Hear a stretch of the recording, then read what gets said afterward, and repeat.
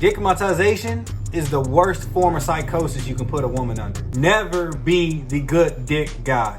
All right, fellas. Now, before I get into it, I need you to go ahead and like this video, share it, subscribe with your boys. Go ahead and get it out there from the window to the wall. I've been with them all. I'm in these streets and these trenches, and I'm giving y'all the grade A game that you need. This is the good shit. That's the good shit.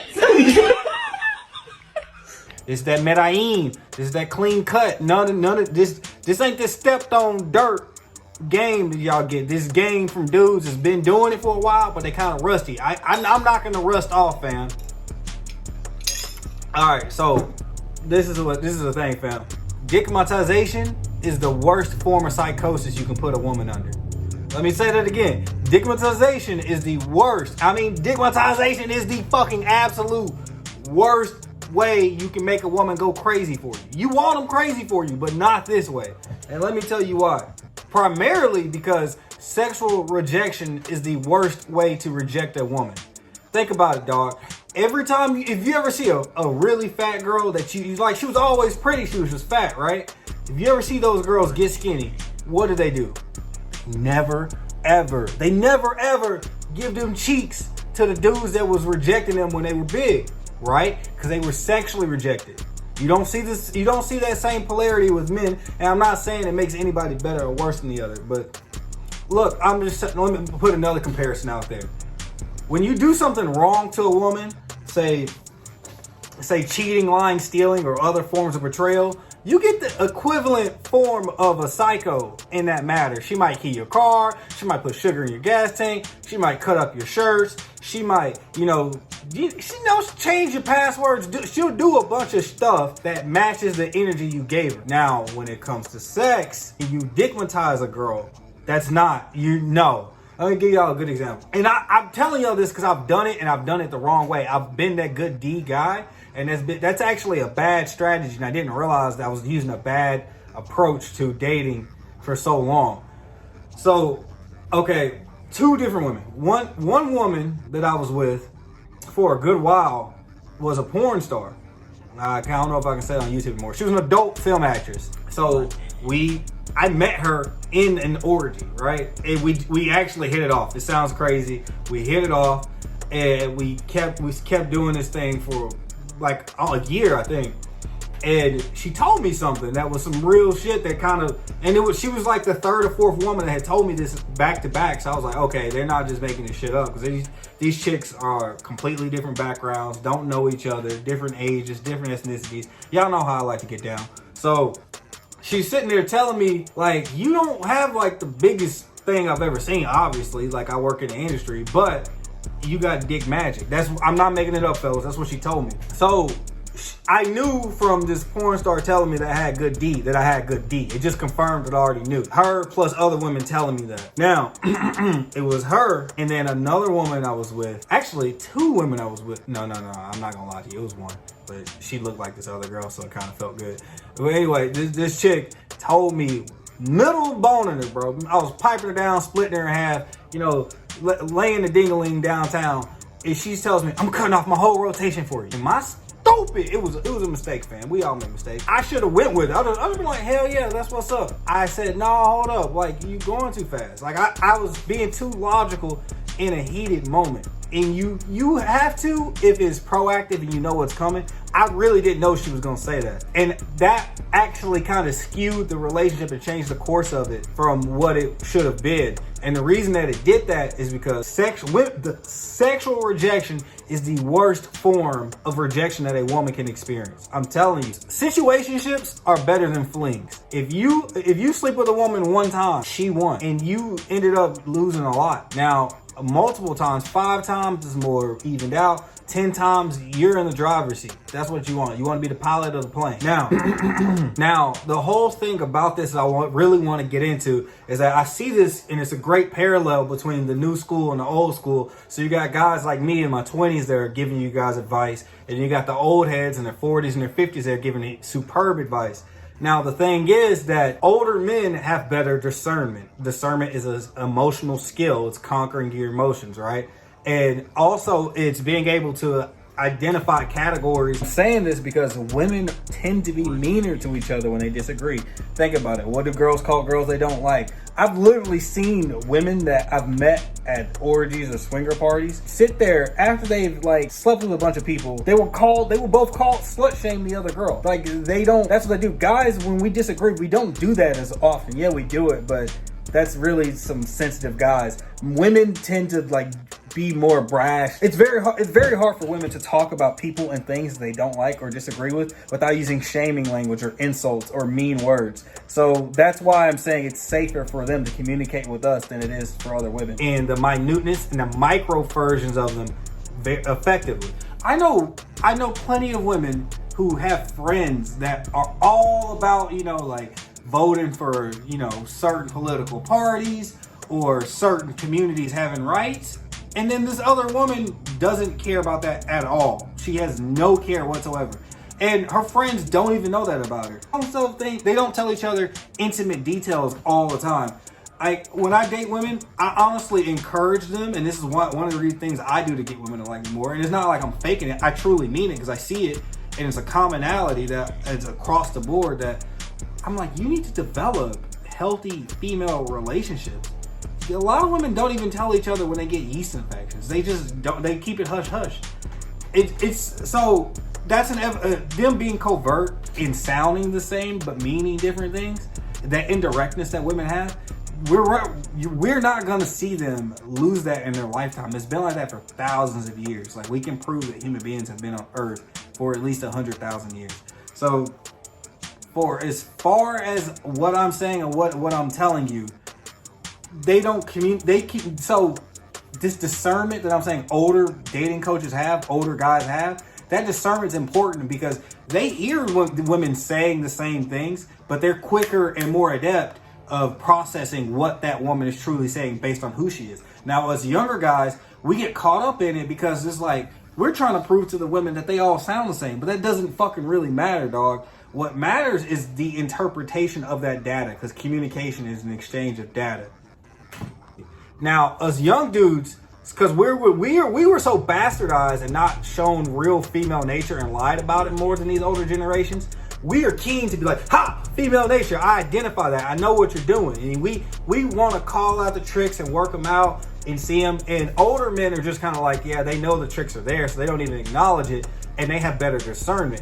And what I've learned is that being the good D guy, that's only good like 2 out of 20 women. That's not a good strategy. A situationship is the minimal thing that you want. You don't want to be just her booty call guy. Because what that does is you're not only on the back burner, you're in a disposable position. And today's women are more promiscuous and have less shame, which encourages them. Today's women sleep with more men at once. 10, 20 years ago or whenever, this 2023 right now, women would sleep maybe with 1 or 2, maybe 3 dudes at once, and that's kind of pushing it, and they really wouldn't even be that open about it. Today's women are fine with sleeping with 4 or 5 dudes in a month. So you being a good D guy is not that significant. It's equivalent to becoming a pawn that has like the queen in check on the checkerboard. It doesn't matter on the chessboard because another piece is definitely going to take you out, and they don't mind losing that battle. The reason that identifying minuteness and slight differences in what people are saying is important because when you talk to women, most women communicate the same. And that's why when guys argue with women, you see it on these podcasts or shows, or if you date a lot of women, it's like they're all saying the same shit to you, but it doesn't have the same interpretation. And it's because the evolution hasn't caught up to the animal. Meaning that hundreds of years ago, not too far ago, people in general couldn't say what they wanted to say. Freedom of speech is a relatively new thing. If you were to say something that someone else didn't like, they could smite you, they could destroy you, they could obliterate you.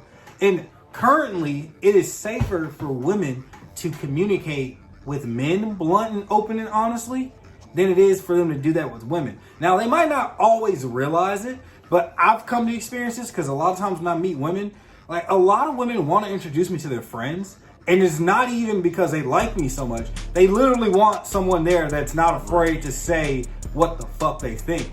Because they don't do it to themselves. I'm telling you, if you date a lot of women, you'll see that very few women, like literally, like less than like 5% of women have true, real, in-depth relationships where they express how they really are to each other. In that disposable position is not where anybody wants to be. When you do that, you're basically saying, when you put yourself as the good D guy, what she is gonna effectively do, if that's not her prerogative, and the only women who will really be head over heels with a good D guy is too circumstantial. And what I mean by that is, maybe she's from a place where all the men are not packing that much heat. Maybe she's like from one of these foreign countries where they didn't have access to clean water as much. So the people are underdeveloped and smaller, so the men have smaller, whatever. Or she's from a small town. She didn't she didn't have access to get around like that. Or it's really ingrained in her personhood and her personality. That's too conditional. That's not a good strategy, like I'm telling you. Because I'm really weighing it out. And have had a lot of success being a good D guy. But now I'm looking at it. If I want to have a better playbook, that's not the play. That's not the go-to play. Yeah, you can move to that, and given your circumstances, your situation, you might be more comfortable with doing that. But by a good synopsis, especially with the way things are moving, and even look at the Tate brothers. You don't want to be just a good D guy, a guy that the girl's going to and she's just having fun, because she'll throw you under the bus easier. You have less leverage in that position, and it's just too harmful. Who's more benevolent with the power in the situation, you or her? Typically, men are gonna be, come on, big dog, let's be real. You're gonna be more benevolent than a woman would with power. Have you ever had, just for example, I've worked a lot of different jobs, and some jobs, they'll give people, if no one wants a managerial position, so a management position, they'll give it to someone that doesn't deserve it. And what happens when those people get those jobs? They get on a fucking power trip, man. They act like they're a tree and you're lucky to be an ant. And that's what women do when you give them the driver's seat, bro. And I'm not saying play with their hearts or play with their minds, but it's better for there to be some attachment, some chemistry, some potential, something that's developing than a good D guy. Because a good D guy, yeah, you could be on standby for years, but she's more comfortable flaking on you. She's more comfortable just relegating you to an object. They hate being objectified, but they really hate that because they objectify harder than we do. And like I'm telling you, digmatizing a girl is the worst form of crazy because it's a composite form of crazy. It's just all her different forms of crazy going at it right then and there, because her basis of her getting ready to see you, doing her makeup, brushing her hair, brushing her teeth, being hygienic, feeling cute. That's something that's developed when womanhood, bro. That starts with her pubescent years when she starts developing, and then you get her as an adult, and you're basically saying, all that your basic existence as a woman in this context is no good for me. Women do like men that are better than them in a lot of regards, but they don't like men that they aren't good for. Like, that being considered good for nothing to a woman is too hurtful to their ego. In some, you want to be the hammer, because there's a saying, sometimes in life you're the hammer, sometimes you're the nail. Well, if you're the good D guy, you are no longer the hammer or the nail. You're the department store. You're Lowe's, Home Depot, Dr. Ike's, Mr. Fix-It, whatever type of department store that sells tools like wood and screws. You being a good D guy relegates you to being their favorite department store at that time. So I really have to crunch that down, and I might even remake this video and add even more context to it. But being the good D guy is not a solid strategy. It has a very low success rate, and when it works, it does work. But that's not the way you want to. That's not the way you want to ride the horse. That's not the way you want to saddle the pony. It's not the way you want to wax the window. You have to adapt. Go with the way things are going. Now think about it. For instance, let's bring it all together. Women are more willing to sleep with more dudes at once, so they're more likely to run into another good D guy anyway. So you're putting yourself in a very dangerous spot competitively wise and risk assertion wise, because if something goes wrong in her life, or she does some move that hurts her image, or people are judging her, her friends, her family, she's more likely to, if she loves you, you're just a good D guy, she might not fall in love with you, bro. That type of woman is not around these days. So her falling in love with you because you're fucking her, no, that's not gonna happen. So then if she gets in a risky situation where she's trying not to make herself look like a negative connotation of what a woman is, like a scarlet letter, Jezebel, streetwalker, 304, she's gonna be more inclined to say, oh, he did this or he did that, and lie or manipulate the situation against you in your favor because she has less emotional attachment to you. In current news, if you really look at the guys that are players that are getting hurt, their strategy was being the good D guy. It's just a played out strategy. Like Tory Lanez, Andrew and Tristan Tate. I wouldn't say Johnny Depp. Johnny Depp actually had more of what I'm talking about, but no, he was just in a relationship. But he was in a relationship with a real abusive woman. But from the guys that do these things, it's like they're being a player and their strategy is just being the best dude fucking them.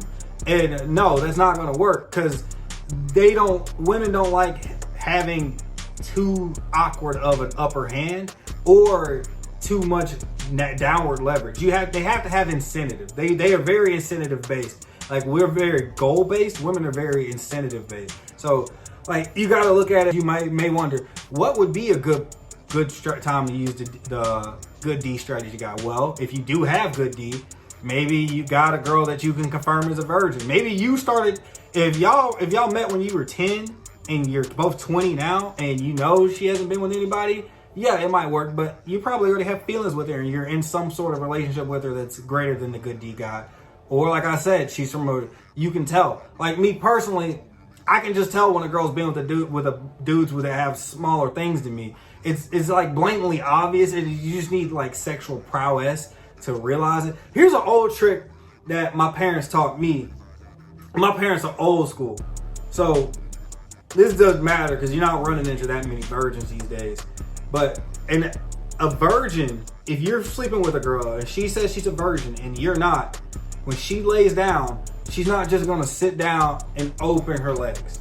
You're still gonna have to do the foreplay and the romanticism and the build up. Now, you have to do this anyway when you're sleeping with women. But if you're sleeping with a girl that's not a virgin, the departure of the Red Sea is not the climax of the whole thing.